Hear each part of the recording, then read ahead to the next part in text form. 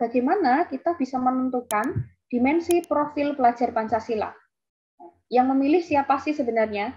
Nah, kita lihat yang pertama, pimpinan satuan pendidikan, dalam hal ini kepala sekolah, bisa menentukan dimensi profil pelajar Pancasila yang akan fokus dikembangkan untuk setiap kelas pada tahun ajaran tertentu ya. Kemudian yang kedua, pimpinan satuan pendidikan, dalam hal ini memang kepala sekolah ya Bapak dan Ibu, ini bisa melihat, bisa merujuk dari visi, misi satuan pendidikan atau program yang akan dijalankan di tahun ajaran tersebut. Kemudian yang ketiga, disarankan untuk memilih 2-3 dimensi yang paling relevan dengan proyek yang akan dijalankan. Nah, sebaiknya jumlah dimensi ini tentu juga disesuaikan dengan kemampuan di satuan pendidikan ya Bapak dan Ibu. Jadi jangan terlalu banyak dimensi yang dipilih kemudian nanti tidak bisa tercapai. Ya, jadi paling tidak 2-3 dimensi. Terutama ini untuk tahap awal pelaksanaan proyek. Kemudian yang kelima adalah tema dan topik spesifik yang nanti dipilih ini dapat menyesuaikan dengan dimensi yang sudah ditentukan oleh pimpinan satuan pendidikan. Nah, kemudian yang keenam adalah penambahan jumlah dimensi yang dipilih dapat ditambah sesuai dengan kesiapan tingkat satuan pendidikan.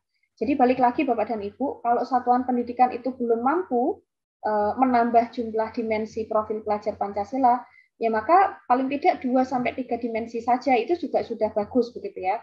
Apalagi di tahap awal pelaksanaan proyek penguatan profil pelajar Pancasila. Begitu. Karena sebenarnya kegiatan proyek ini kan juga tentu ada anggarannya, ada dana yang perlu kita anggarkan secara khusus begitu ya, juga perlu bantuan dari berbagai pihak. Ya, maka kita harus melihat apakah kita siap untuk bisa menambah dimensi profil pelajar Pancasila atau tidak. Begitu. Oke, next Mbak. Nah, kemudian yang selanjutnya adalah strategi membentuk tim fasilitasi.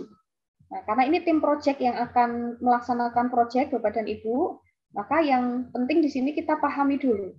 Ya, strategi untuk membentuk tim fasilitasi itu apa saja? Yang pertama adalah pimpinan satuan pendidikan menentukan seorang koordinator proyek. Nah, kalau koordinator proyek ini bisa dipilih wakil kepala sekolah misalnya, atau memang guru yang dia mumpuni, ya secara kemampuan dia mumpuni untuk bisa menjadi koordinator proyek penguatan profil pelajar Pancasila.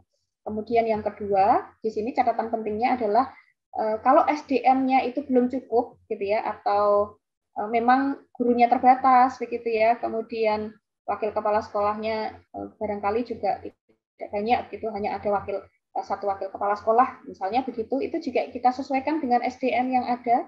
Jadi kita bisa menentukan koordinator dari masing-masing kelas. Itu kalau SDM-nya banyak. Tapi kalau tidak ya cukup istilahnya perwakilan dari masing-masing fase gitu.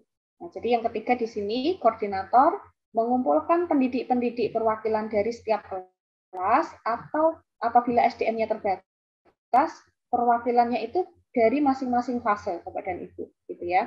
Jadi disesuaikan dengan kemampuan satuan pendidikan itu seperti apa. Yang keempat, koordinator memberikan arahan untuk merencanakan dan membuat modul proyek untuk setiap kelas atau setiap fase.